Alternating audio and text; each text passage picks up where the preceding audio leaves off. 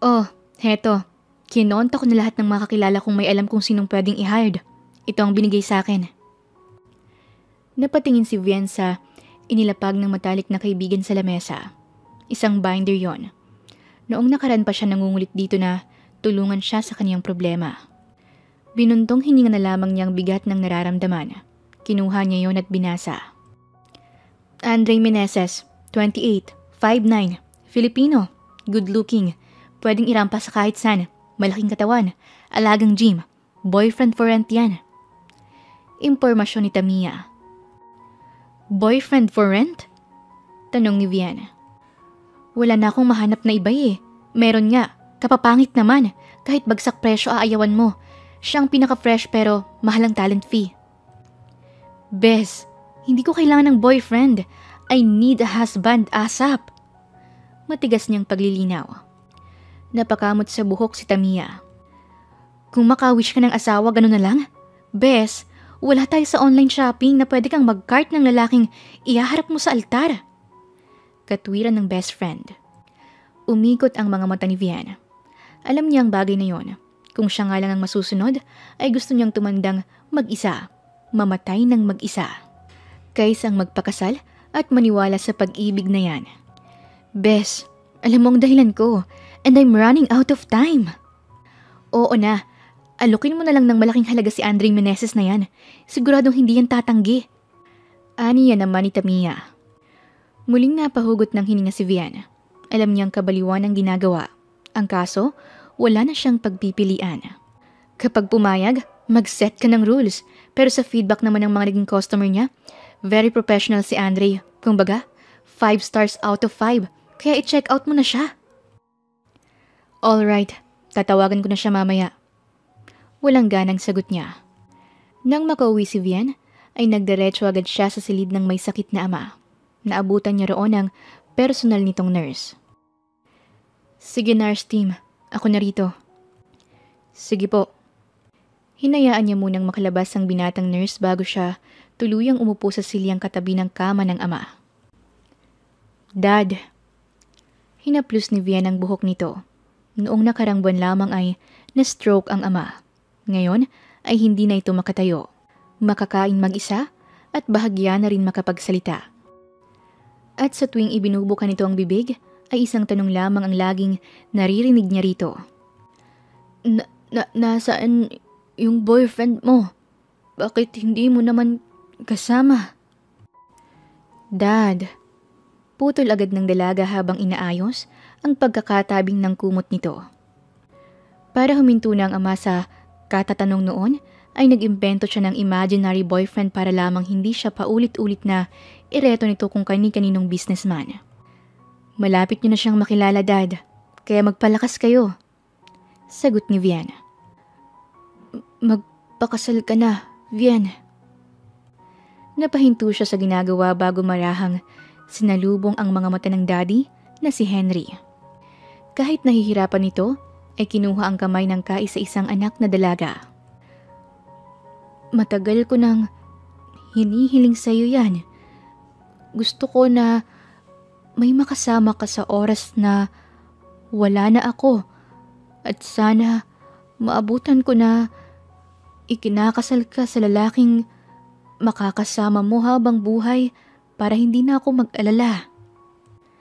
Naghahabol pa ng hininga ang matanda matapos ang mahabang pahayag na yon. Pinigilan ni Vian ang mga luha. Pinigil niya ang mga tubig na naroon. Hindi niya gustong makita siya ng sariling ama na umiiyak o napanghihinaan ng loob. Dad, hindi kayo mawawala. Kaya kumain kayo at magpalakas para hindi lang ang asawa kong makita nyo. Ganon na rin ang magiging apo ninyo. Pagpapalakas ng loob niya sa kaniyang daddy. Hinalikan niya ito sa noon nang tumulo ang mga luha. Sana lang talaga ay magkalakas na siya ng loob para magpakasal sa boyfriend for rent na yon. How's my dad, nurse team? Naglalakad siya kasabay ang kaibigan at nurse ng ama na si Tim. Palabas na sila ng kwarto matapos makatulog si Henry. Gusto kong magpakatotoo, Vian. He's getting worse. Yun din ang sinabi ni Doc Mildred. sa huling check-up niya kay Mr. Henry. Huminto si Vian sa paglalakad. Tanggap naman niya ang kahihinatnan ng ama, ang kaso ay natatakot pa rin siya sa pwedeng mangyari. You should stay with him more, Vian, para wala kang pagsisihan at panghinayangan na oras. Lahat din ang gusto ng daddy mo. Dapat tinutupad mo na hanggat buhay pa siya. Tinitigan niya sa mga mata si Tim. Lumapit naman ito at tinapik siya ng ilang beses. Nasa loob ng kwarto si Vian. Hawak ang contact number ng nirekomenda ng kaibigan na si Tamiya. Nag-ipon muna siya ng tapang bago mabilis na tinipa ang mga numero roon at itinapat sa tenga. Ilang ring ang narinig niya bago tuluyang may sumagot sa kabilang linya.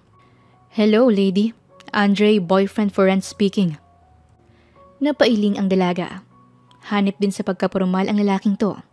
Business kung business ang tingin sa sarili. This is Vian Samantha Madrigal.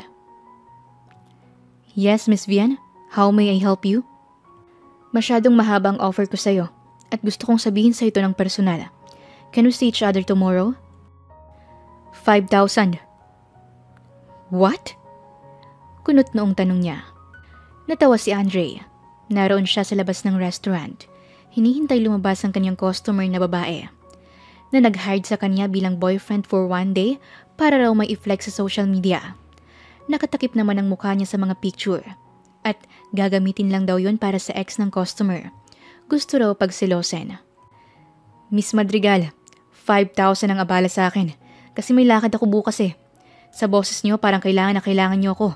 Kayo na ang uunahin ko, kaya dapat niyong bayaran ng araw ko. Oh, fine. Umirap si Vian. Kinamot pa niya ang sariling buhok dahil sa inis. Ngayon pa lang alam niya na hindi niya magugustuhan ng Andre na to. Ang ayaw niya sa lahat ay yung sinasamba ang pera. Alright, see you tomorrow, Miss Madrigal. Pagkababa ng tawag, ay agad na kinuha ng binata sa bulsa ang isang maliit na notebook. Cancel. Nilagyan niya ng X ang pangalan ng babaeng customer niya bukas. Mas hamak na malaki ang 5,000 na makukuha niya bukas. May ilang minuto na naghihintay si Vian sa isang outdoor restaurant. Tinatanaw niya sa daan kung parating na ba ang lalaking inaasahan niya. Kagabi pa lamang ay pinagkatitigan niya na ang mukha nun. At tama si Tamiya. Guwapo at artistahin ng lalaki. Kaya siguro mabentang boyfriend for rent. Miss Madrigal? Napalinga ang dalaga. Naroon ang lalaking nakasuot pa ng sunglasses. Hindi siya pwedeng magkamali. Ito ang lalaking sinasabi ng kaibigan. Andre Meneses. Napatingin si Vian ng ilhad nito ang kamay. Binaton niya yon ng atensyon saglit bago muling sinalubong ang mga mata. Just take your seat, Mr. Meneses. Napangiti si Andre bago ibinaba ang kamay na hindi tinanggap ng dalaga. Hinintay muna ni Vian na makalis ang waiter na nagdala sa kanila ng kanilang order bago balingan ng kaharap na si Andre. Nainis pa siya nang makitang nagsisimula na itong kumain ng kaswal. Mr. Meneses. Kumakain pa rin ito nang pagtagpuin ang kanilang mga tingin. Ayoko nang magpaligoy-ligoy pa. I know na boyfriend for rent ka lang, but I'm offering you to marry me. Naibuga lahat ni Andre ang laman ng bibig sa magandang muka ng kaharap. Inis na napapikit si Vian dahil sa nangyari. Sorry, miss. Dumukwang ang binata para punasan ng tissue ang muka niya. Pikon na kinuha ng dalaga sa kamay ang tissue. Nakamamatay na tingin ang ipinukol niya dito. Don't touch me. Sambit niya. Huminto naman si Andre bago marahang bumalik sa pagkakaupo habang nakatuon pa rin ang mga mata sa customer. Sorry, nabigla naman kasi ako sa sinabi mo. Just answer, Mr. Meneses. Seryosong sagot naman ni Vian. Sa tipo ng dalagay parang hindi nito tipo ang magbiro. Kung ganoon, seryoso talaga ang babaeng to sa inaalok sa kanya. Teka, seryoso ba yung offer mo? Paninigurado pa ni Andre. Kaibigan ba kita para makipagbiro na ako sa'yo? Walang emosyong tanong ni Vian. Kanina pa siya nagtitimpi sa kaharap. Pinaghintay na nga siya ng ilang minuto, kumain ng kaswal, pagkatapos binugahan pa siya ng pagkain sa muka. Pero para sa daddy niya, ay magtitiis siya. Pero hanggang boyfriend lang talaga ako, Miss Madrigal. I can be your boyfriend for a month. Pero malaki ang gagastusin mo. Bibigyan naman kita ng discount. I need a hired husband. Matigas niyang awat habang tinititigan ng masama si Andre. Natigilan ng binata at naitikom ang labi. Naroon sa mga mata ng dalaga ang pagiging sigurado. Pero kasi Miss Madrigal, ibang usapan na yung asawahan na yan. May involved na kasal dyan. 15 million. Napahinto si Andre. I will give you 15 million to be my husband. Hindi ko alam kung gaano katagal pero isa lang ang sure ako.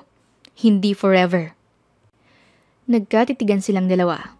Alam ni Viana, natigilan at nag-isipang binatang kaharap dahil sa malaking halaga. Gumalaw pa ang lalamunan nito habang hindi pa rin nagsasalita. Nagulat yata ng husto sa presyo. Now, tell me Mr. Meneses, are you willing to be my hired husband? Pumikit sandali si Andre. Nahilo siya sa narinig na presyo. Sumandal pa nga siya sa silya dahil parang nanghina siya sa narinig. Imagine, 15 million. Hindi mo kikitayan kahit ilang beses kang maging fake boyfriend ng kung sino-sino. Kumbinsi ni Viana. Gusto niyang matawa dahil sa sales talk ang nangyayari sa kanila ng binata. Mr. Andre Meneses. Untag niya. Nagbukas ng mga mata ang binata matapos ang sandaling pag-iisip. Tuwid niyang sinalubong ang tingin ng dalaga. Game ako. Monthly mo ibigay ang sahod ko. Alright. Pagpayag naman ni Viana. Tinatanggap ko, Miss Madrigal. Magiging asawa mo ako. Pagpayag ni Andre. Gumuhit ang ngiti sa labi ng dalaga. Ito na ang sagot sa lahat ng problema niya. Kailan tayo kakasal? Teka, sagot mo ang gasto sa kasal ha? Paninigurado ng binata. Yes, I'll take care of it. Ako na rin ang mag-aayos. Tatawagan na lang kita kapag araw na ng kasal natin. Okay. Parang walang nangyaring ipinagpatuloy ni Andre ang pagkain. Malaking halaga yon at kahit kailan ay hindi niya na-imagine na may mag-aalok sa kanya ng ganong halaga bilang boyfriend for rent. Pasimpleng pinanunood ni Vian ang binata. Nahihiya siyang sabihin ang bilin dito, pero hindi niya rin napigilan ng sarili para makasigurado. Mr. Andre Meneses. Seryosong tawag niya rito. Pailalim siya nitong tiningnan. Bawal ka nang tumanggap ng kahit anong boyfriend for rent commitment, okay? Oh! Ngumising parang aso si Andre. Ipinatong ang siko sa mesa bago nakangiti pa ring nilalabanan ang tingin niya. Selosa naman ang soon-to-be wife ko. Tumirik ang mga mata ni Vian dahil sa inis. Malutong naman na tumawa si Andre na halos magtalsikan na naman ang laman ng bibig. Nag-iingat lang ako. Baka may makakilala pa sa'yo at sabihin, nagpakasal ako sa isang upahang boyfriend. May soon-to-be wife. Maayos akong magtrabaho at malinis. Hindi mo kailangang mag-alala. Mr. Andre Meneses. Oops, ang formal mo naman. Soon to be my wifey. You can call me honey, baby, or hubby. Total, magiging husband mo naman ako eh. Patuloy na biro nito. Yuck! Natawa si Andre habang umiling. Magkita na lang ulit tayo bukas. Naiinis na tumayo si Vian at sinakbit ang bag. Guwapo nga ang magiging peking asawa, ang kaso takas yata sa mental hospital. Pero sa pag-check naman niya ng background at medical nito, ay healthy naman. Tumalikod na siya. Wifey, bayaran mo to! Habol na sigaw nito, dahilan para pagtinginan sila. Matuloy na nilinga ito ng dalaga habang may timping galit sa muka. Stop calling me that way. Nakakahiya. At saka, bayad na yan.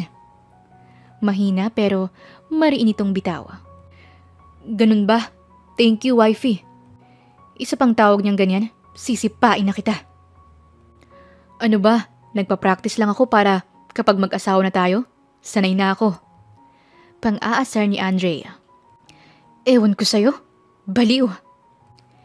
Ipinagpatuloy na ni Vian ang paghakbang, lalo na't nakatingin sa kanilang ilang naroon habang may ngiti sa labi. Para bang kinikilig sa kanilang dalawa. Gusto niyang maduwal dahil doon. Hinimas pa niyang braso dahil bigla siyang kinilabutan. Sanay na sanay ang boyfriend for rent na yon. Mukhang nakitaan agad sila ng mga tao ng chemistry. "Ingat, wifey!"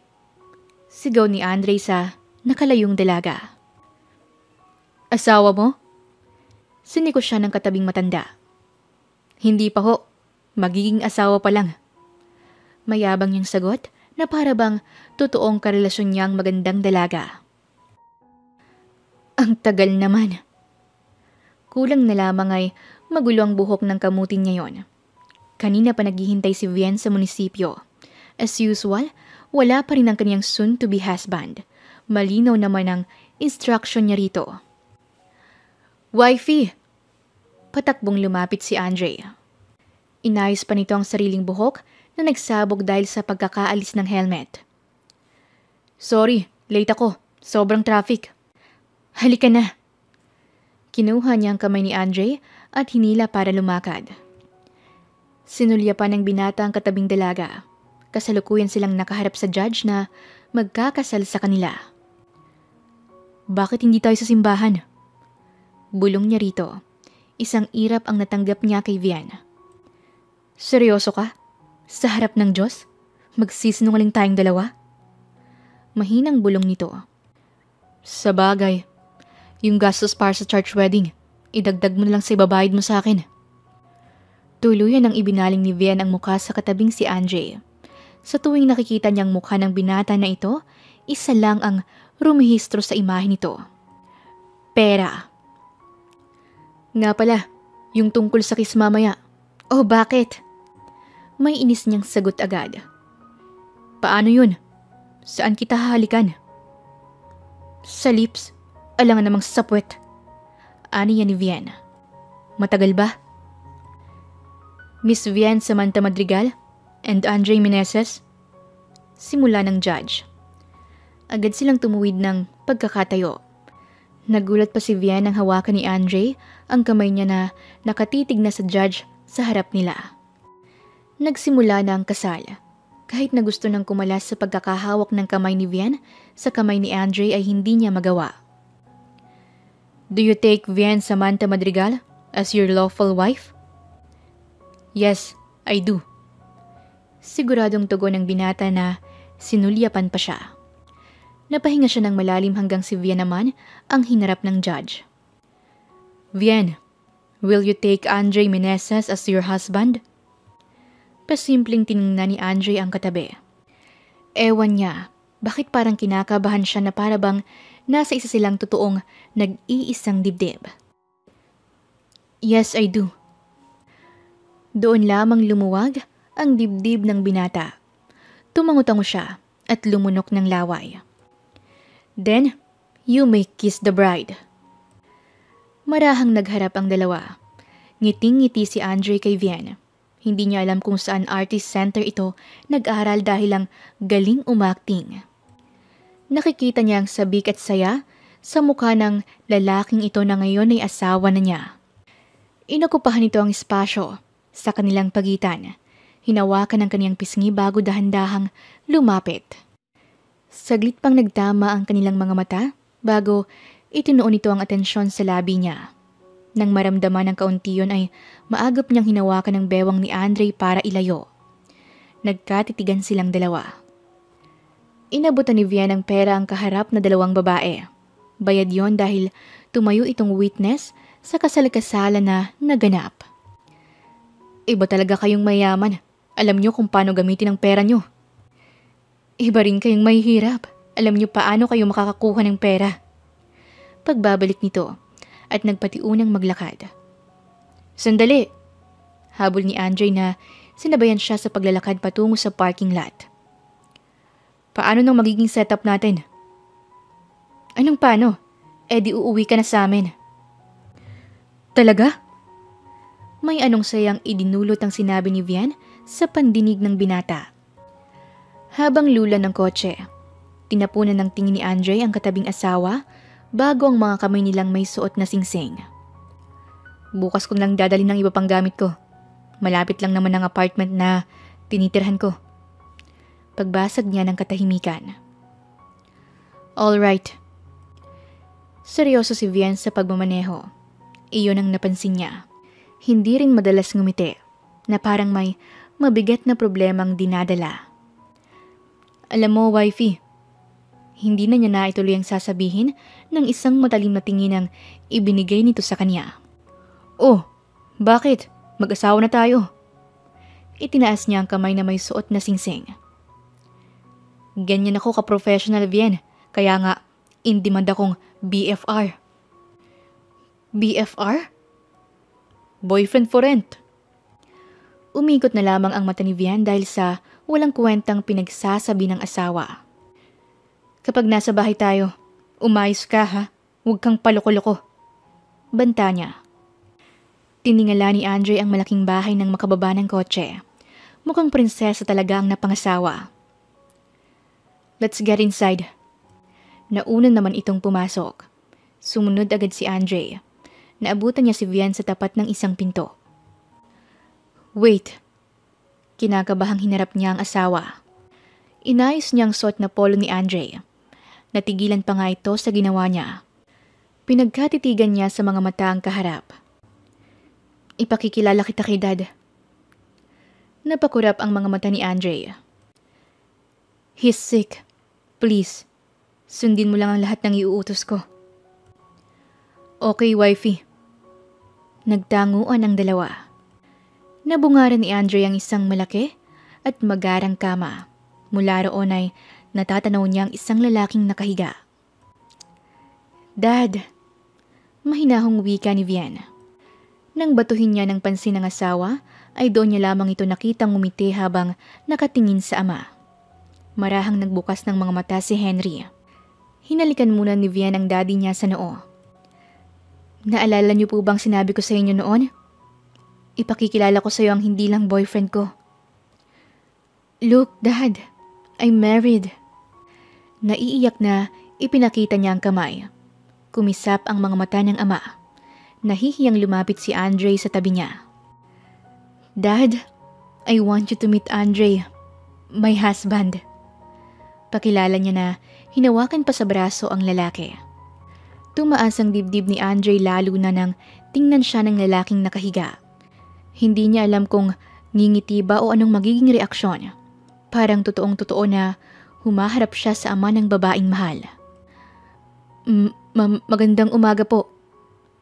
Yumukod siya. Maingat na kinuha ang kamay at buong galang na nagmano rito. Nang bawiin niya na ang kamay, ay hindi iyon hinayaan ni Henry. Natigilan si Andre at nagtama ang kanilang mga mata ng ama ni Vian. Salamat, Andre. Naaninag niya ang mga luha sa mga mata ng biyanan, dahilan para bumigat ang loob niya. Hinigpitan niya rin ang pagkakadupa nila ng mga palad. Lihim na pinunasan ni Vian ang luha habang pinagmasdan ng dalawa sa harap niya. May kung anong saya ang meron sa puso niya. Huminto si Andre sa paglalakad nang makapasok sa loob ng kwarto ni Vian. Dire-diretsong nagtungo ang asawa niya sa isang pinto na palagay niya ay CR. Andre, tawag niya habang nakaupo sa sofa. Nasa veranda ito ng kanilang kwarto. Hinawi ni Andre ang kurtina bago lumapit. Umupo ka. Anong meron? Here. Inilapit ni Vian ang isang papel sa kaharap. Tiningnan lang siya nito saglit bago tuluyang kinuha at binasa. Rules and regulations? Yes, basahin mo. Para alam mo ang do's and don'ts as my hired husband. Matyagang binasa naman yun ni Andre. Maraming rules doon ang nagpapakunot ng mga noo niya. No kiss? No touch? Tapos walang pakialamanan? Yes. Paano kapag nanghingi ng apo ang daddy mo? What? Mag-hire ka pa ng ibang baby maker? Pagod na sumandal si Vian sa sofa. Isa pa nga yun sa iniisip niya. Kung hihilingin niyo ng ama, ay paano niya mapagbibigyan? Hinding-hindi niya ibibigay ang virginity sa lalaking to. Huwag mo nang problemahin yon. Ang trabaho mong gawin mo. Okay? Nandyan yun sa papel. Bawal ang pakialamanan. Bawal kang magtanong unless tungkol sa pagiging asawa ko. Ba't bang sungit mo? Ba't kasi ang slow mo? Grabe ka naman, wifey. Pwede ba? Tigilan mo yung pagtawag sa akin ng ganyan? Ginagawa ko lang ang trabaho ko. Whatever. Tumayo na si Vian. Naglakad na siya patungo sa kaniyang kama. Nang sumampa sa higaan, ay hinagis niya ang unan kay Andre. Sa sofa ka matulog. Ano? Oh, bakit? Hindi ako sanay matulog sa sofa. Kip-kip ng asawang una nang sumampa sa kama. Halos umalog pa si Vian dahil sa malakas na pagbagsak ni Andre. Nakadapa itong humiga at nagtakip ng unan. Ilang beses niyang niyugyog ang peking asawa. Hoy! Tumayo ka nga riyan! Inaantok na ako.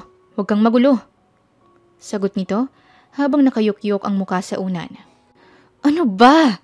Get up! Mas nilakasan ni Vian ang pag-alog sa katawan ni Andre. Pero wala itong kagalaw-galaw. Nagtalokbong pa ito ng kumot.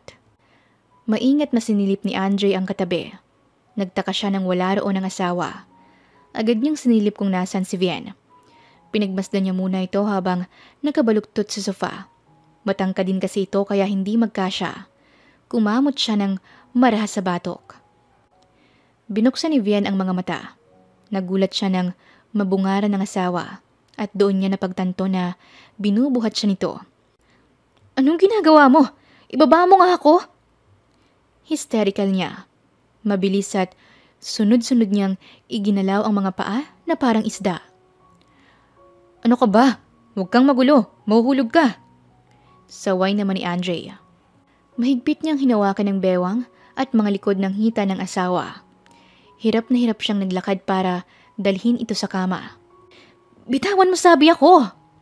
Anong balak mo? Nawala ng balanse si Andre. Buti na lamang ay saktong naihulog niya si Vian sa kama. Ang kaso ay napaibabawan niya ito. Natigilan ng mag-asawa habang magkahinang ang kanilang malikot na mga mata. Pareho silang naghahabol ng hininga habang nanatili siya sa ibabaw nito. Bumaba ang tingin ni Andre sa natural na mapula at manipis na labi ni Vian. May kung anong tumulak sa kanya para lapitan yon. Kanina, nang ikasal sila ay halos 1 segundong dampi lamang ang nagawa dahil ramdam niya ang pagbaon ng mahaba nitong kuko sa bewang niya. Konting-konti na lang layo ng matauhan si Vian. Buong lakas niyang itinulak si Andre. Aray! Mabilis siyang bumangon paupo sa kama. Nakita niya kung gaano kalayo ang pinagbagsakan ng asawa. Aray ko! Daing nito habang nakahawak sa balakang. Kakasalanan mo yan! Manyakis ka! Nauutal niyang bulyaw. Manyakis? Concern lang ako sa'yo. Nakabaluktot ka rin sa sofa na parang isang fetus. Dadalhin kita sa kama para nakahiga ka ng maayos. Malakas na katwiran ito. Natigilan si Vian habang si Andre ay marahang tumatayo na hawak pa rin ang parte ng katawan na tumama ng bumagsak. You're breaking the rules already, Mr. Meneses. Ano namang rules ang pinagsasabi mo? Wala tayong pakialamanan. Lalo na, walang koneksyon sa pagiging peking asawa ko. Remember? I paid for your service, not for your concern. Akala ko ba professional ka? Tingnan mo ako bilang workmate mo. Yun lang. Stop acting like you are part of my life. At huwag kang umarte na para bang totoong asawa ko. Napangisi si Andre. Hindi niya alam kung saan galing ang sakit na gumuhit sa puso niya. Basta na lamang niya nilayasan si Vian. Napapikit pa ito ng mga mata nang padabog nitong isinarado ang pinto.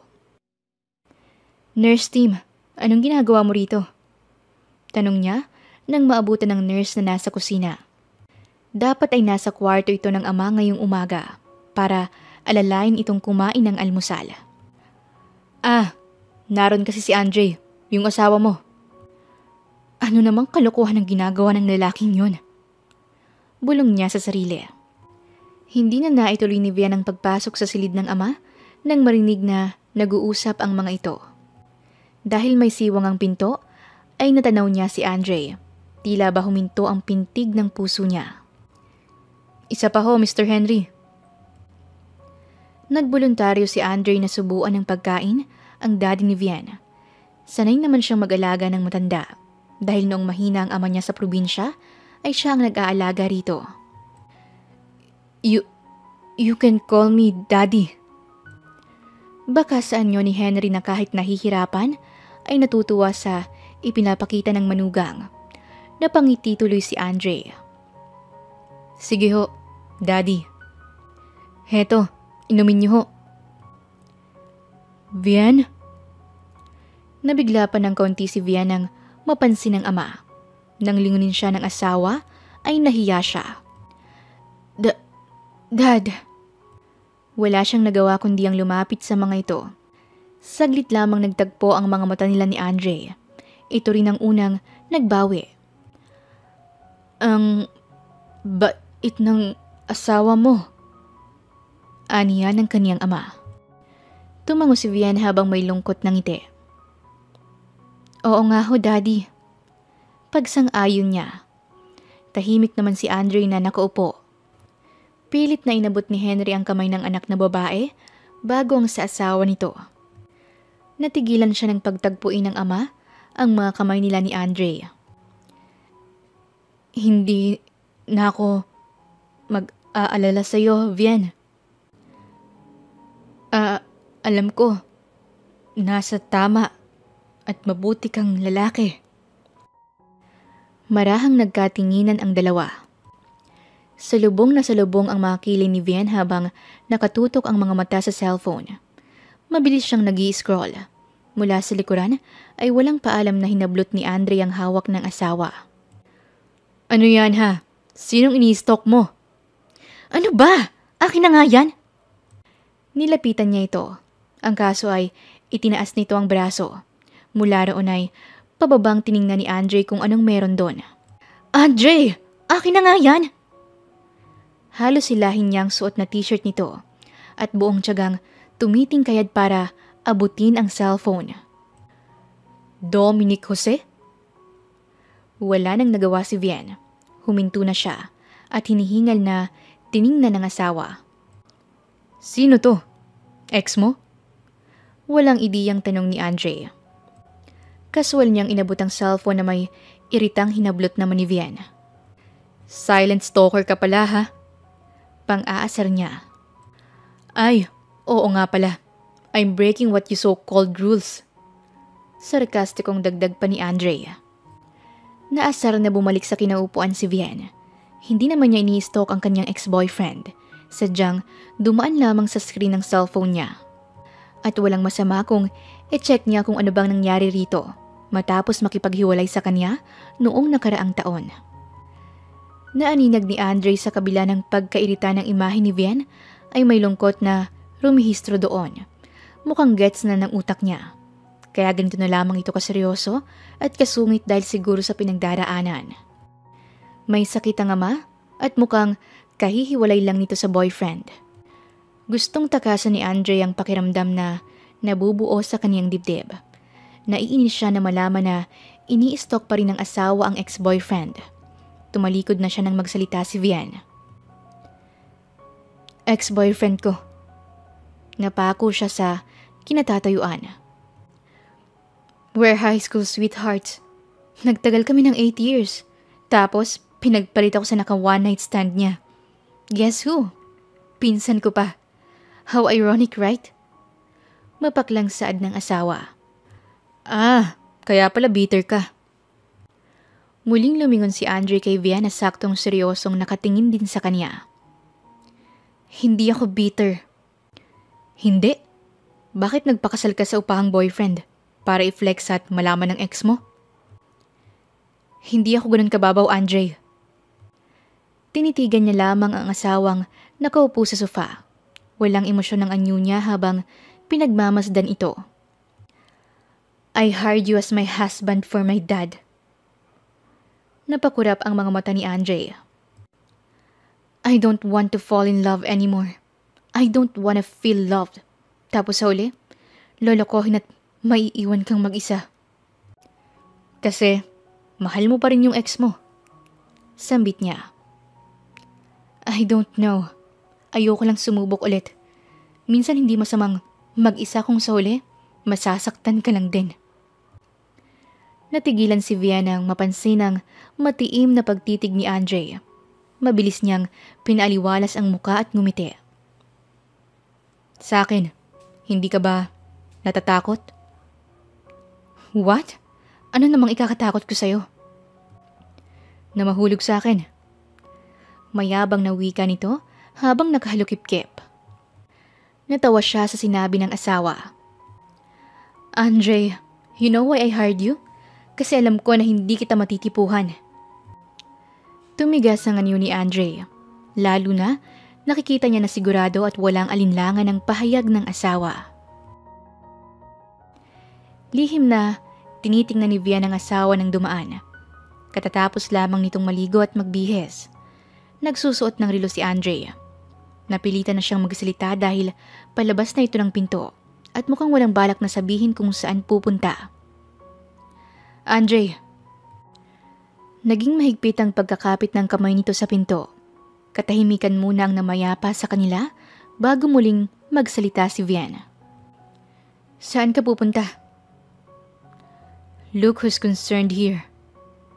Humarap pa ito habang nakangisi. Akala ko ba walang pakialamanan? Oo nga, nag-iingat lang ako. Paliwanag niya. Don't worry, wifey. Hindi ka masisira. Yun lamang at muli siyang tinalikuran ni Andre na seryoso na rin ang anyo. Binato ni Vian ang hawak na libro sa sahig. Hindi niya magawang makatulog. Walang puknat ang pag-check niya sa orasan. Malalim na ang gabi. Hindi pa rin umuuwi ang magaling niyang asawa. Galit na bumangon pa upo si Vian. Kinuha niyang cellphone, walang message na kahit ano roon.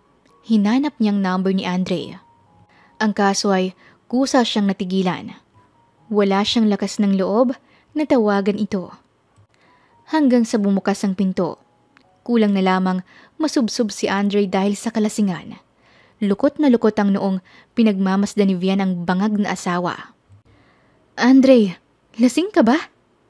Tanong niya. Pagewang-gewang ito habang palapit. Ang kaso, hindi pa nakalalapit, ay sa dulo na ng sofa ito napaluhod. Andre! Napilitan siyang lapitan dahil nakangudngud na ito roon. Yumuko si Vian bago kinuha ang mabigat nitong braso. Amoy na amoy niya ang alak sa bibig nito nang itayo niya. Ang baho mo! Ilang beer bang nataob mo? Usisa niya habang bigat na bigat sa asawa. Ibinagsak niya ito sa kama. Lupaypay si Andre habang nakapikit. Tinitignan niya ito habang hinahabol ang hininga. Nakakapagod ka. Mabilis na bumangon pa upo si Andre. Hinila niya ang kamay ni Vian. Huli na para makasigaw ang asawa dahil inhiga niya ito sa kama. Pagkatapos hinarang ang braso. Inilagay niya yun sa bewang ni Vian at kinabig palapit. Nanigas naman si Vian, lalo nang mas lumapit si Andre. Ang mukha nito ay nagsumiksik sa kaniyang leeg. Andre! Gising niya rito nang makabawi sa kaba. Kaso hindi pa rin kumikilos ang asawa. Itataas niya sana ang braso nitong nakaharang sa kaniyang tiyan. Ang kaso ay matatag si Andre. Mas inilapit pa nga nitong sarili sa kanya. Please, Vian. Kahit ngayong gabi lang. Masuyong bulong nito sa kanya. Bumilis ang tibok ng puso niya. Naging magaan din ang pagkakahawak niya sa braso ng asawa. Dahang-dahang nilingan niya ang tulog na si Andre. May haplos sa puso niya nang masilayan ang gwapong mukha nito. Nang magmulat, ay nabungaran niyang magandang mukha ni Vian. Nasa bisig niya ito. Nakaunan habang nakapikit ang palad sa kaniyang dibdib. Mula sa sikat ng araw, ay mas naging maliwanag ang mukha ng asawa. Maingat niyang hinawi ang hibla ng buhok nito. Sandaling gumalaw si Vian pero mukhang inayos lamang ang pagkakayakap sa kanya. Napangiti si Andre. Sa sariling kamay ay nakita niyang suot na singsing. Mas lalong lumawak ang ngiti niya sa labi. Marahang kumilos ang mukha niya. Hinagkan niya sa noo si Vian at pumikit. Natigilan si Vian sa paglalakad. Tanaw niya mula sa ibaba ng hagdan ang kaniyang daddy sa garden. Nang mas lumapit ay nakita niya rin si Andre. Nakaupo sa tabi ng kaniyang ama. Ngiti-ngiti pa ang mga ito dahil siguro sa pinag-uusapan. Napatitig siya sa asawa. "Ma'am, may tawag po." Ibinigay sa kanya ng kasambahay ang telepono.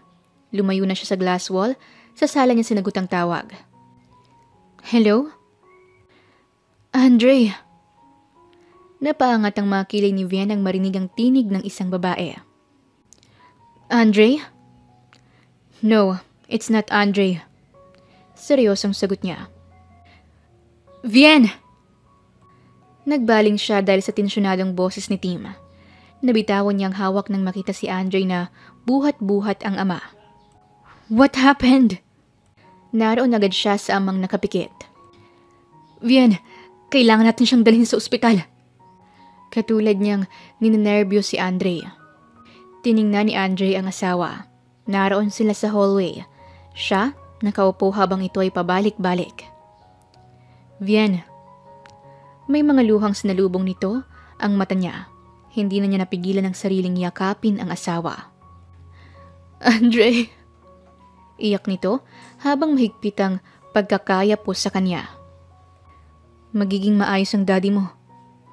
Pakalma niya rito habang hinihimas ang likod na walang hinto sa pagtaas-baba.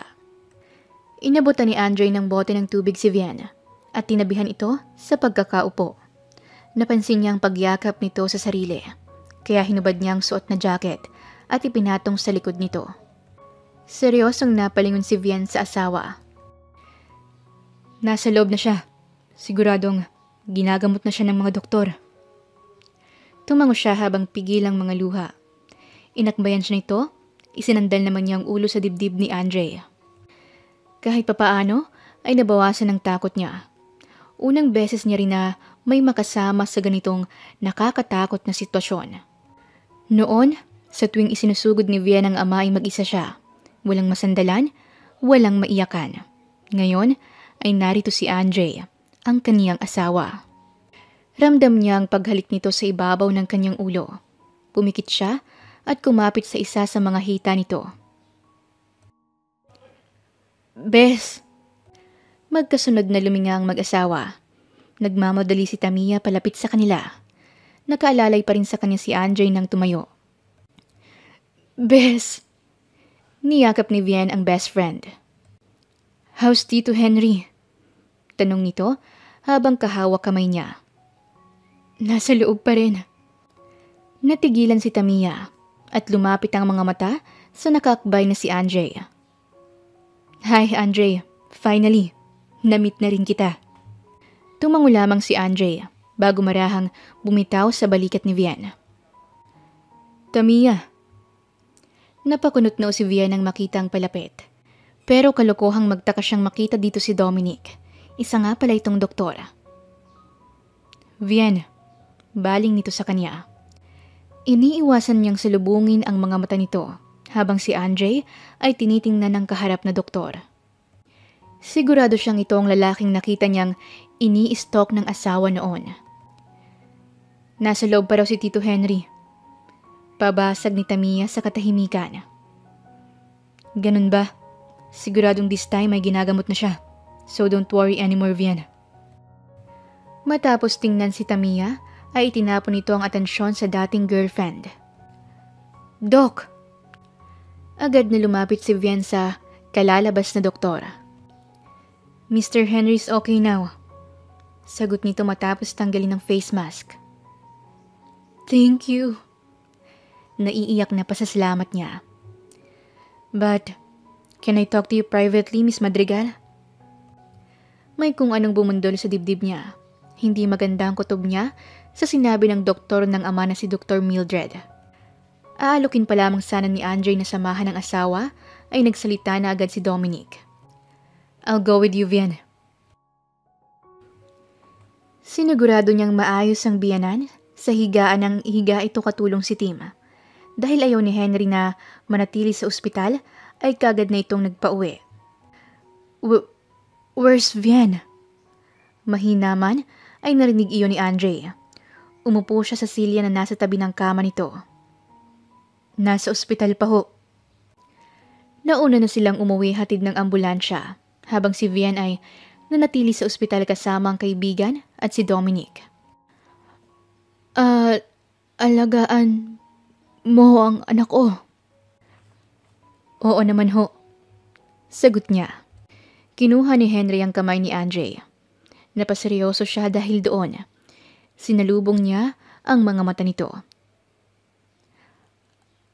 Alam ko na malapit na akong...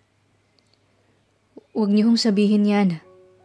Malulungkot si Vian kapag narinig yan sa inyo. Mahal na mahal kayo ng anak niyo at gusto niya kayong makasama pa ng matagal. Tumangon ng kaunti si Henry at ngumiti. Don't leave my daughter. She might look strong, pero kailangang may mag-alaga at magmahal sa kanya. Kapag nawala ako, mag-isa na lamang siya. Hindi ho mangyayari yon. Hindi ko ho siya iiwanan. Pangako yan. Huminto sa pag-ikot si Andre nang makitang pagpasok ni Vian sa loob ng bahay. Bagsak ang pagkadala nito ng bag habang suot pa rin ang jacket na ibinigay niya. Ba't gising ka pa? Pagod nitong tanong. Hinihintay kita. Nakatulog ng daddy mo. Ganun ba? Matulog ka na. Humakbang na si Vian patungo sa kwarto ng ama. Napahinto siya sa paglalakad nang magtanong ang asawa. Anong sabi ng doktor? Ipinagpatuloy niyang paglalakad. Vian, gusto ko lang malaman. Please, Andre. Just sleep. Labas na ito sa trabaho mo. Ano ba? Piko na putol nito sa kanya. Hinarap agad ni Vian ang galit na si Andre. Madilim ang anyo nitong hinihintay talagang magtagpo ang mga mata nila. Gusto ko lang malaman kung ayos lang ang daddy mo dahil nagmamalasakit ako sa kanya. Sa'yo. Alam kong hired husband lang ako, pero higit naman doon ang pagkatao ko, Vian. Hindi lang naman tungkol ito sa trabaho at pera. At tungkol saan? Tanong naman ni Vian. Lumapit pa ito kay Andre. Tell me, Andre. Napalapit na ako sa daddy mo. May malasakit ako sa kanya. Kumurap ang mga mata ni Vian. Ramdam niya yon, kahit hindi sabihin ng asawa. Halos nga wala nang gawin ng nurse ng ama na si Tim dahil ginagawa na ni Andre ang lahat ng pag-aalaga rito. Pero ang tingin mo lang sa akin, upahang asawa. Hindi mo na ba ako kailangan dahil nandiyan na yung ex mo? Saan naman ang galing yan? Iritang pagtatanong niya rito. Bakit? Masigit ba siya sa akin? Sa bagay, doktor siya, habang ako, boyfriend ng kung sino-sino. Pag-uhusga ni Andre sa sarili. Gulong-gulo naman ang anyo ni Vian. Hindi niya alam kung bakit napunta sa ganito ang kanilang usapan. Nagkakapersonala na silang dalawa. Vian. Tiningala niya si Andre. Naroon na sila sa kwarto. Siya ay nakaupo sa sofa, binabasa ang ilang findings at reseta na gamot ng ama. Nagkatitigan lamang sila. Kailangan ko kasi ng pera. Nahihiyang wika nito. Oh, I see. Wait lang. Kinuha niya ang bag at dinukot doon ang wallet pagkatapos ay inabot ang ilang libo sa asawa. Seryosong kinuha ayon ni Andre at tumalikod. Napabuntong hininga na lamang si Vian habang sinusundan ito ng tingin. Alam niyang may galit ang asawa niya sa kanya dahil sa mainit nilang pagtatalo. Ayaw niya lang naman maapektuhan at madamay si Andre sa problema niya. Asawang trabaho nito sa kanya, hindi ang pasanin ng buhay niya at nilang mag-ama. Hanggang sa tumunog ang cellphone ni Andre na naiwan ito sa kanilang silid. Agad na tumayo si Vian at natagpuan iyon sa kama. Nung una nag-alangan pa siyang buksan ng message na naroon. Ang kaso, baka importante. Nasaan ka na? Nasa trabaho ako. Narito na kami sa cafe. Sige, pupunta na ako. Mag-order na kayo ng gusto niyong kainin at akong magbabayad. Kailangan namin ng pera. Magkita tayo. Miss na kita. Isang mahabang conversation yun ni Andre at pangalan ng isang babae. Mitch? Sino yun? Girlfriend niya? Tanong mismo ni Vian sa sarili. Bumuga siya ng hangin matapos maramdaman ng galit sa dibdib. Bakit pakiramdam niya ay niloloko siya ng asawa? Marahang nagmamaneho si Vian. Tanaw niya mula sa parking lot si Andre na papasok ng cafe. Napakunot noo siya. Nanginginig ang mga laman niya. Para ba siyang isang tunay na may bahay na sinusundan ng asawa na ng bababae. Hanggang sinalubong ni Andre ang dalawang babae. Nagyakap ang mga ito. Baka sa mukha ng asawa ang saya. Ganon din ang mga babaeng yon. Kusang pumatak ang mga luha ni Vian. May sugat na tila nagsariwa sa kaniyang puso. Sugat na iniwan noon ni Dominic. Ngayon naman ay kay Andre. Hindi niya alam kung bakit niya ito nararamdaman. Dapat hindi, dahil nagpapanggap lamang sila. Pero bakit ganito kasakit? Maingat na binuksan ni Andre ang pinto ng kanilang kwarto. Wala sa kama o sa banyo si Vian. Nang humangin mula sa veranda, ay doon niya natanaw ang asawa. Umiinom ka ba? Tanong niya nang lapitan ito matapos makita ang tinutunggang alak. Nagpatuloy sa pagsimsim ng wine si Vian nang agawin iyon ni Andre. What are you doing? Singhal niya rito bago pilit na binawi ang baso pero mabilis na ininom ni Andre ang alak. Ano bang problema mo? Itinulak niya ito sa dibdib na nakapagpaatras sa asawa. Ikaw, anong problema mo? Balik tanong nito sa kanya. Alam mong may sakit ang daddy mo, pero heto ka nagiinom. Dagdag pa ni Andre. Wow, Andre, ikaw na! Sarkastikong sambit ni Vian at itinuro pa siya. Pinagmasdan lamang siya ng asawa. Ikaw nang magaling. Bakit mo ba pinagmamalasakitan kami ng daddy ko? Naiiyak niyang tanong. Nahugot nito ang hininga. Para magtagal pa ang buhay niya? Para ano? Para magtagal ka bilang asawa ko? Para marami kang makuhang pera sa akin? Anak nang. Gigil na tumalikod si Andre kay Vian. Umaalon ang dibdib niya dahil sa galit na narinig dito. Oh, bakit? Hindi ba totoo? Nakita kita may babae kang kasama. I even read your conversation with them. Doon nag-aaral kong makilay siyang hinarap ng asawa. Matapang niya yung sinalubong habang may mga luha. Sa kanila mo ba dinala yung perang kinukuha mo sa akin? Oo. Napataas ang mga balikat ni Vian dahil sa gulat nang sumigaw si Andre sa harap ng mukha niya, habang nandidilat ang mga mata. Oo, yung mga bayad, yung nakukuha kong pera sa boyfriend for rent, lahat yon napupunta sa kanila. Kung hindi nila kailangan ng pera ngayon, hindi sana ako nang hingi sa'yo. Dahil alam ko na mukhang pera naman ang tingin mo sa akin. Hindi ba? Mahinahon pero tumutulo ang mga luhang wika niya. Dahil katulad mo, Vian, gagawin ko rin ang lahat para sa pamilya ko. Yung nakita mong mga babae, mga kapatid ko sila at kailangan nila ng pera. Mapait na pahayag ni Andre. Kumurap ang mga mata niya. Ibig sabihin, mali siya sa inaakalang mga babae yon ng asawa. Yan ang hirap sa'yo. Ang baba kasi ng tingin mo sa akin. Isang upahang asawa lang na mukhang pera. Ganun mo ko tingnan. Yun lamang at umalis na si Andre sa harap niya.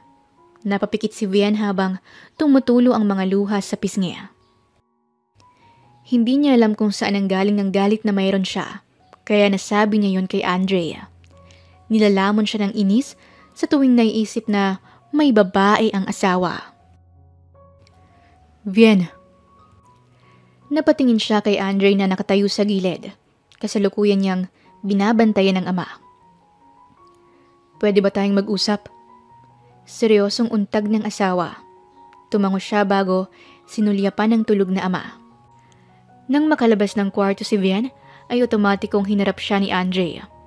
Nahihiyang sinalubong ni Vian pero ang asawa niya ay walang nababasang emosyon doon. Buuin mo ng bayad mo sa akin. Napatitig siya sa mga mata nito. Kailangan ko ng pera. Ma'am, may bisita po. Singit ng kasambahay. Sabay silang napatingin sa kasunod nito. Si Dominic yon. Bumilog ang butas ng ilong ni Andre. Bago pa masaktan ng tuluyan ng doktor ng ex ng asawa, ay muli niyang hinarap si Vienna. Sabihan mo na lang ako. Hindi na nakatugon si Vienna nang walang paalam na umalis si Andre. Binangga pa nga nito ang balikat ni Dominic. Hindi mo kailangang magpunta rito. Vienna, Dominic, hindi ka ang doktor ng daddy ko. Matigas niyang putol sa pagpapaliwanag nito. Gusto ko lang makabawi. Mapagkumbabang bigkas ng ex-boyfriend. Gusto mong makabawi? Huwag mong saktan ngayon ang girlfriend mo. Doon ka makakabawi. Manang, pakihatid si Dominic sa labas. Baling ni Vian sa kasambahay. Inalalay naman itong makalabas ang dati niyang nobyo. Noon, akala niya hindi na siya makakaahon sa pag-ibig para kay Dominic. Noon ramdam pa niyang sabik na makita ito. Ngayon ay naglaho na yon. Kung galit man siya ay hindi dahil yun sa panluloko sa kanya noon. Hindi niya lang makuha ang punto ng pagdalaw pa nito sa kanya. Napahinto si Vian ng makasalubong ang ama na nakasakay sa wheelchair at tulak-tulak ni Andre. Sa nakalipas na araw ay naging malamig ang pakikitungo ng asawa. Ni hindi na ito tumatabi sa kaniyang kama. Pinagkakasya ang sarili sa maliit na sofa. Sa tuwing magsasalubong ay umiiwas ito, lalo na ang mga mata. Vien, mahinang tawag sa kanya ni Henry. Why, Dad? Inilapit niya ang mukha rito para marinig ang sasabihin. Pwede bang sabay-sabay tayong kumain ng asawa mong si Andre? Napatingin siya sa asawa. Andre, untag ni Henry sa manugang. Oho naman. Ngumiti ng tipid si Vien. Sa garden nila napiling kumain. Pinanood na lamang niya kung paano alalay ni Andre ang kanyang daddy sa pagkain. Napatitig siya sa guwapong mukha nito.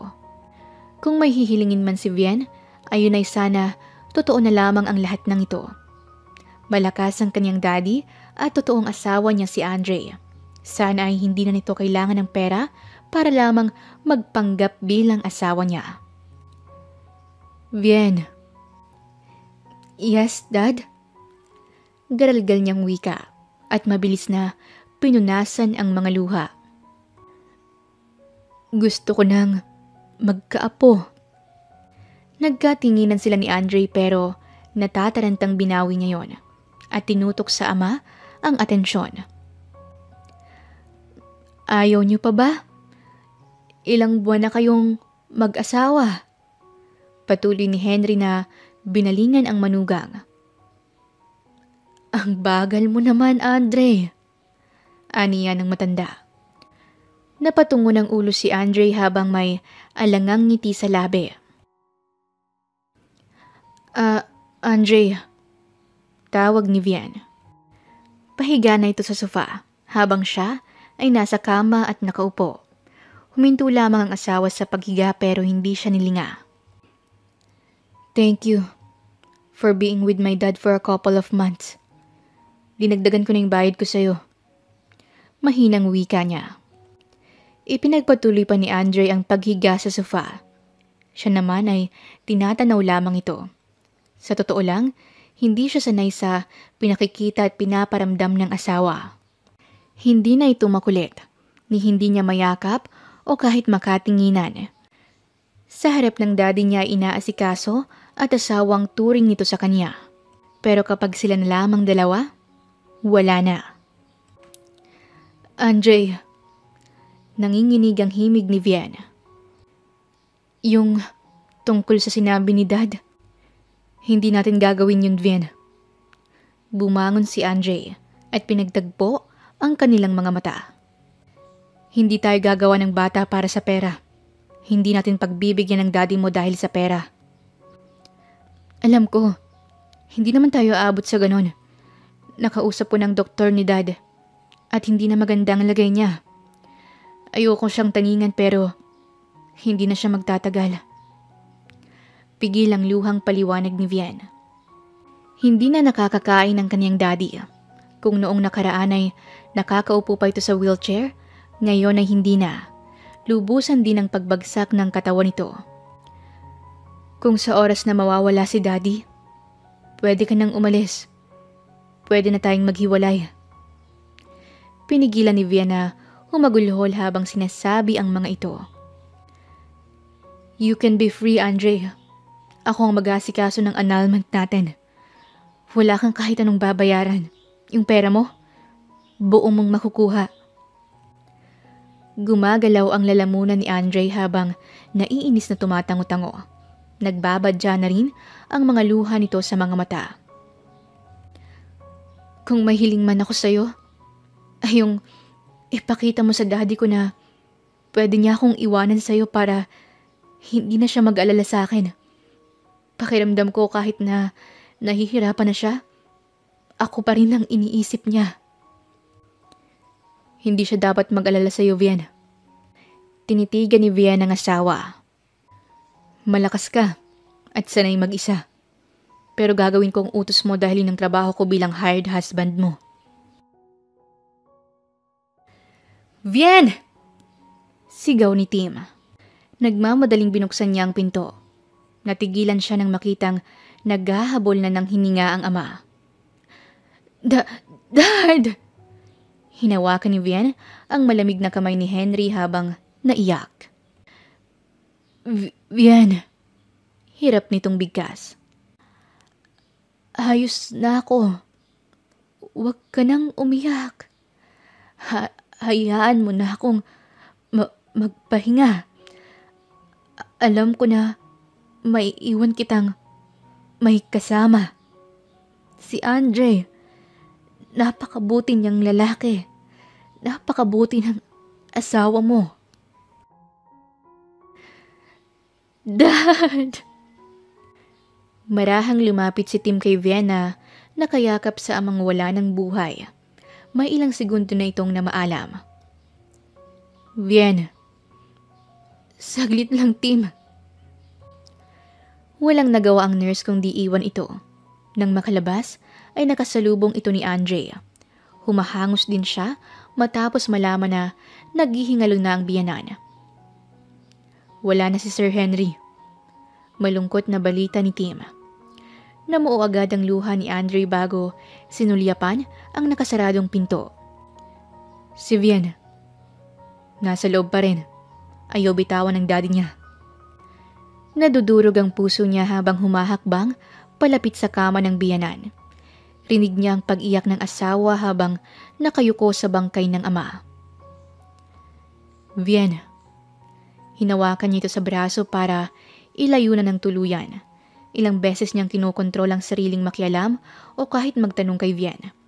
Hindi niya gustong magalit ito sa kanya dahil sa tingin nito ay pakikialam ang ginagawa niya. Nagmamalasakit siya sa ama nito at masakit din na nawala na ang biyanan. Itinuring niya itong parang pangalawang ama. Tama na, Vian. Namumugto ang mga mata ng asawa nang luminga sa kanya. Punong-puno iyon ng mga luha. Hayaan natin na magpahinga ang daddy mo, Vian. Mas lalong lumungkot ang mukha ni Vian. Tumayo siya sa kinaupuan at niyakap ng mariin si Andre. Agad namang gumanti ang asawa. Tinumbasan nito kung gaano kahigpit ang yakap ni Vian. Iniwan ako ni Dad. Nandito ako, Vian. Hindi kita iiwan. Pumikit siya at ipinagdasal na sana totoo na lang ang sinabi ni Andre. Hindi lang basta nito pinapagaan ang loob niya. Mabilis ang pangyayari. Nailibing na nila Vian ang ama. Umalis na rin si Tim sa trabaho. Nagtataka si Andre nang makasalubong ang mga kasambahay na may dalang bag palabas ng bahay. Teka, saan kayo pupunta? Pinaalis na po kami ni Ma'am Vian. Ano? Ito ang bayad ko. Inihagis ni Vian ang sobrang may laman na pera sa ibabaw ng mesa. Bumaba ang tingin ni Andre doon. Alis na. Iwan mo na ako. Tapos na ang pagiging hired husband mo. Yung tungkol sa annulment, hindi natin kailangang pag-usapan agad to, Vian. Kailan pa? Para makadagdag ng araw na babayaran kita? Alam ko nagluluksa ka pa. Anong pakialam mo sa pagluluksa ko? Vian! Agad nang matras si Vian ang akmang hahakmang si Andre. Hindi na naituloy ni Andre ang paglapit dito. Alis na. Gusto mo ba talaga akong umalis at iwan kang mag-isa? Seryosong tanong nito. Ano sa tingin mo? Sa tingin ko, kailangan mo ng makakasama at nandito ako. Pero hindi ikaw ang kailangan ko. Kumurap ang mga mata ni Andre. Nasa pisikal na anyo ni Vian ang matinding pagod at puyat. Nakita niya kung gaano kasakit dito na mawala ng ama. Sa tuwing nakikita niyang asawa ay tumutulo ang mga luha nito. Oo nga, tapos na ang trabaho ko rito. Nilapitan si Andre ng isang babae. Naroon siya sa isang food stall ng kaibigan. Noong nakaraang linggo lamang ay hindi na niya itinuloy ang trabaho. Hindi na siya boyfriend for rent. Nag-retire na siya matapos umalis sa bahay ni Vian. Nang gabing yun, kahit mabigat sa loob, ay iniwan niyang asawa para lamang hindi na sila magtalo. Alam niyang pagod si Vian sa lahat. At kahit ano sigurong sabihin niya rito, hindi maniniwala ang asawa.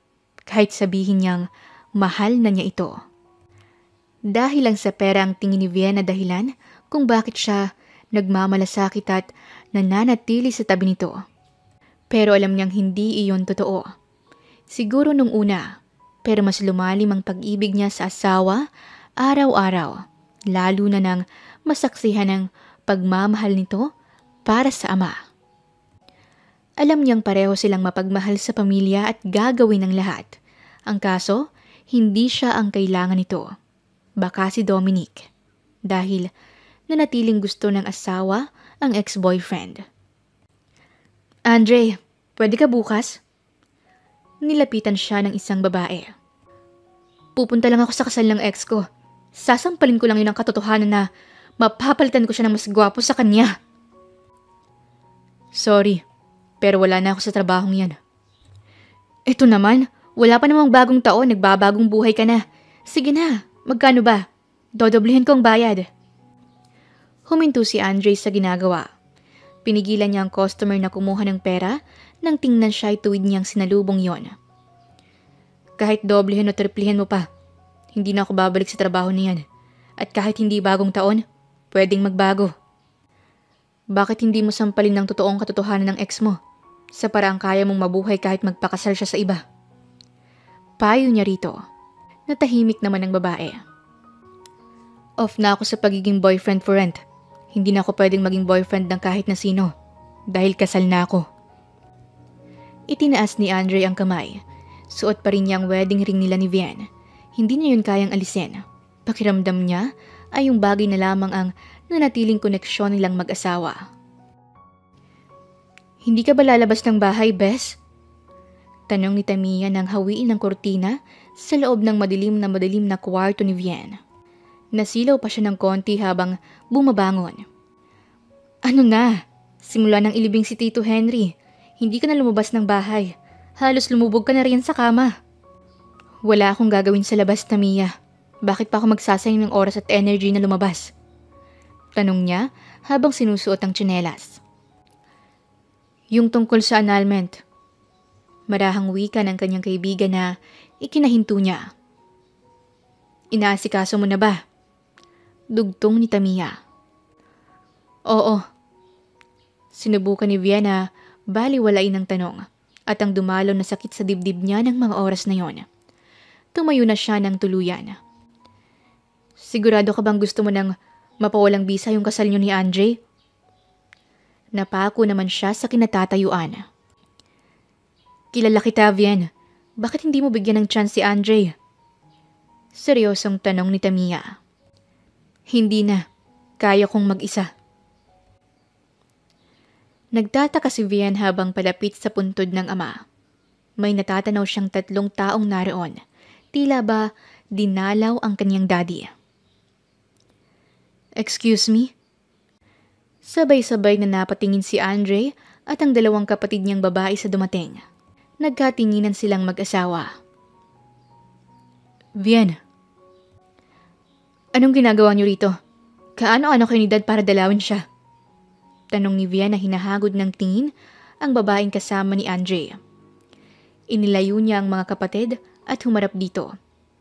Saglit pa silang parehong natigilan ng maghinang ang mga mata hanggang sa unang umiwas si Vian. "Dumalaw lang kami saglit. Aalis din kami." Hindi na siya binalingan ng tingin ng asawa. Yumuko ito at inilagay ang bulaklak na para sa ama. Kusang umalis ang mga kapatid ni Andre dahilan para maiwan silang 2. Pinagmasdan niya ang mukha ni Vian. Walang pinagbago. Maganda pa rin ang anyo nito. Bumaba ang tingin niya sa daliri ng asawa. Wala na itong suot na singsing. "Kumusta ka?" "Obviously buhay pa." Malamig nitong sagot habang nakatitig sa lapida ni Henry. "Wala ka bang customer ngayon?" Pasaring ni Vian. "Wala. Nasa korte ng annulment natin. Pwede ka na ulit maging professional boyfriend for rent." Napangisi si Andre. "Oo, tumatanggap na nga ako ng bagong customer." Pagsakay niya sa inaakala ng asawa.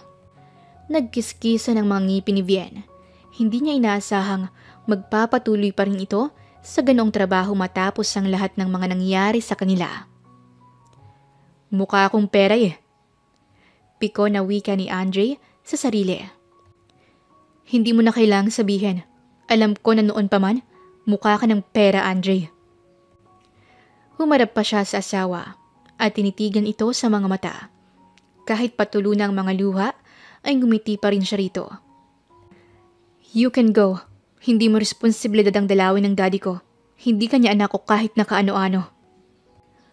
"Okay, gets ko.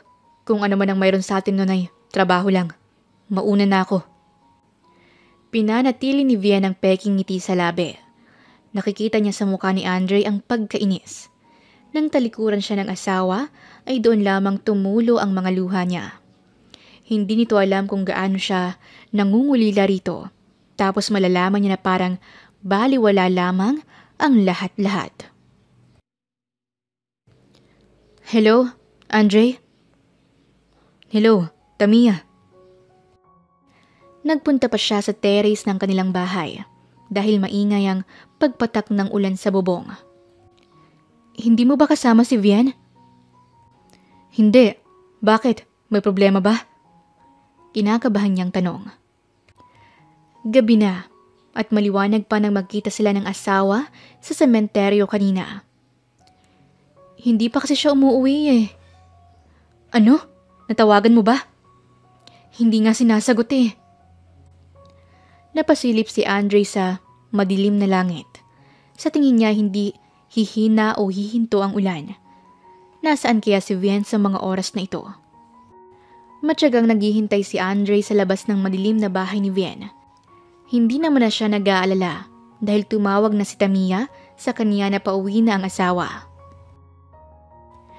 Napahinto si Vian sa pagtakbo nang mabungaran si Andre sa labas ng kanyang bahay. Nagdugtong ang kanilang mga tingin. "Anong ginagawa mo rito?" Tanong niya habang naglalakad palapit. "Hinihintay ka." "Umalis ka na." Nagtungo siya sa pinto ng bahay at binuksan yon. Nang makapasok ay agad na sumunod si Andre. "Pwede ba tayong mag-usap?" "Bakit? Kailangan mo ng pera? Kulang bang binigay ko sa'yo?" "Vian, hindi ko kailangan ng pera mo." Ipinagpatuloy niyang paglalakad paakyat ng hagdan. Sinundan pa rin siya ng asawa. Napipikon siyang hinarap ito. "Umalis ka na nga sa bahay ko! Ipapupulis kita!" "Ah!" Sigaw ni Vian nang buhatin siya ni Andre. Isinampas sa balikat at dinala sa kanilang kwarto. May kalakasang ibinato siya ng asawa sa kama. Naroon ito sa dulo. Hinahabol ang hiningang nakapamewang. Lumayas ka sa bahay ko. Bahay natin, Vian. Asawa mo ko. Hired husband, Andre. Matigas niyang pagtatama. Buwisit pa rin na bumaba si Vian sa kama. Buong tapang na hinarap si Andre. Bakit ka ba nandito? Get out of my house! Tinulak-tulak niya ito sa dibdib. Maliksing hinawakan nito ang magkabilang pisngi niya at siniil ng isang halik. Natigilan siya. Matapos na patitig sa mga mata ng kaharap na asawa, hindi umalis ang tingin nito sa kanya. Bakit ako nandito? Dahil mahal na mahal kita at hindi ko kailangan ng pera mo. Gusto lang kitang makasama. Maluhaluhang sabi ni Andre nang maghiwalay ang labi nito sa kanya. Gusto kong tuparin ang pinangako ko sa daddy mo, Vian. Walang halagang pera kung hindi kita kasama. May kinuha ito sa bulsa. Ipinakita sa kanya ang libu-libong pera na tingin niya ay ibinayad niya noon. Itong pera na to, hindi ito ang dahilan kung bakit ako pumayag na maging hired husband mo. Gusto kitang tulungan hanggang sa magtagal. Minahal na kita. Muling hinawakan ni Andre ang magkabilang pisngi ni Vian habang sumisigaw sa pagmamahal ang mga mata nito. Mahal kita, Vian. May pera o wala, bayad man o hindi. Gusto kong maging totoong asawa mo, hindi isang upahan. Gusto kitang alagaan at mahalin habang buhay. Niyakap niya ang asawa matapos sabihin ang lahat ng matagal na niyang itinatago sa puso noon. Mga totoong salita na dapat nitong marinig. Hindi naman makapaniwala si Vian habang yakap-yakap ni Andre. Ramdam niya ang mabilis na tibok ng puso nito habang paulit-ulit na bumubulong sa kanya ng nararamdaman nito. Wala siyang nagawa kundi ang umiyak. Marahan niyang ginantihan ng yakap ito.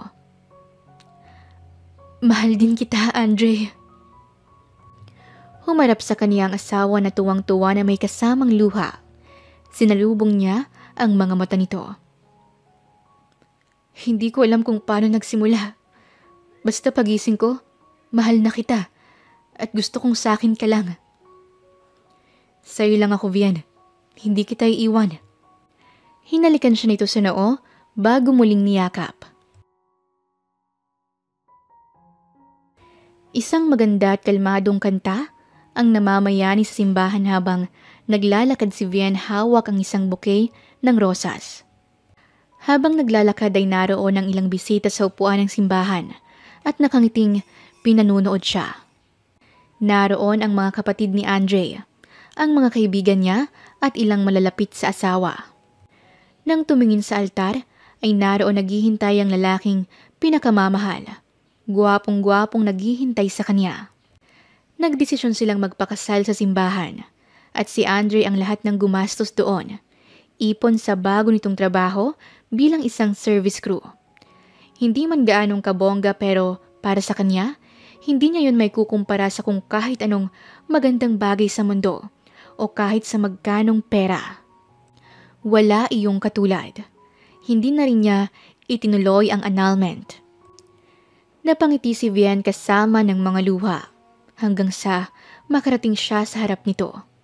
Kinuha ni Andre ang mga kamay niya at sabay na silang humarap sa pari at sa Diyos.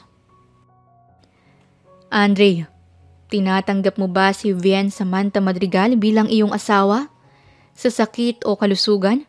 Sa hirap o ginhawa? Opo, Father.